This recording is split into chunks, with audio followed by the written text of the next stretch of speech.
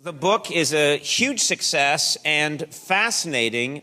You talk about your time as a member of SEAL Team 3. Yes, sir. Okay, and this is... tell us the difference between, say, SEAL Team 3 and SEAL Team 6. We've all heard about SEAL Team 6, or the ones that killed... Bin Laden. Bin Laden, and they yeah, I forgot who they killed. Some guy. They just carried out another operation just days ago. So... what's the difference between SEAL Team 3 and SEAL Team 6? Well, originally you had SEAL Team 1, SEAL Team 2. Right. And then they formed up this special unit that was called SEAL Team 6. Right. Since then, so many guys have been coming in, we've been building up the forces, that they started filling in the rest of the numbers. And to go from one of the other SEAL teams to 6, you basically have to go through another boot camp, try out, and go there. Did you want to be in SEAL Team 6? At the time, I did not. But Right. looking back at it, yes, I wish I would have. Right. Because that's pretty cool now to walk. I mean, first of all, you've got an amazing story, so you shouldn't, you got nothing to be ashamed of. But it might be fun to walk into a bar now and go, SEAL Team 6, huh?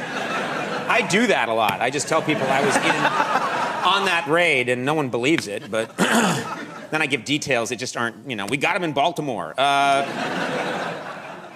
I am amazed by some of the things that you've accomplished. You are an incredible sniper, and the longest target that you hit in combat was, and I was thinking about this today, 2,100 yards away, which is 21 football fields away. Yes, sir.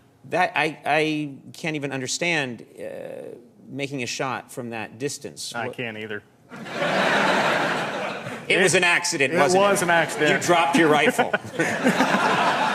I set it up, I accidentally pulled the trigger, and the guy went down. But I mean, this is something where you're in battle, and the technology behind it, first of all, the weapons themselves are incredible, but there's a lot of calculating wind, there's actual computers involved. Oh, there are. I mean, our optics and everything are so much more advanced than the guys had in even Vietnam. Right. Which you got Carlos Hathcock, who I think is the greatest sniper of all time.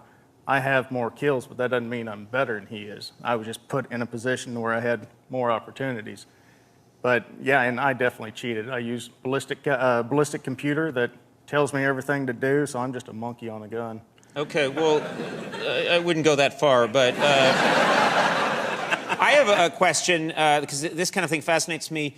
When you're in your sniper's position, how long can you be in your position before you start to get paranoid that they're going to hone in on where you're shooting from and come after you? But if you're inside the city, then depends if you take an occupied house or unoccupied. If you take occupied, then you have to take the family, feed them, make them go to the bathroom, all this other stuff, let them do everything. You just can't let them go outside. By 9 o'clock in the morning, they know you're there. If it's unoccupied, then by the time you take your first shot, they know where you are. And then you move on. You can't move. You're in the middle of the city. That's why when I go in, I don't go in alone. I take my team with me, and once I take my shot, now it's a defensive position. Okay, well, you were so well known by the Iraqi insurgents that you were fighting that they put a $20,000 bounty on your head. Is that right? Yes, sir. Okay, you don't have to call me sir, by the way. I'm a talk show host. You're here and I'm here. So that's great. But $20,000 bounty on your head, how did the Iraqi insurgents identify who you were?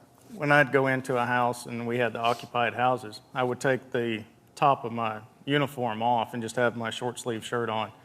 And you could see my tattoo coming down my arm.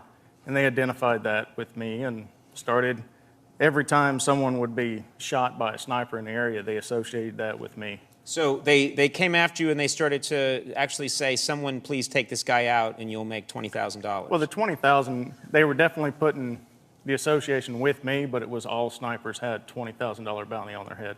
Okay. And then it eventually went on up to about 80,000, and then I was worried about coming home because I thought my wife would turn me in.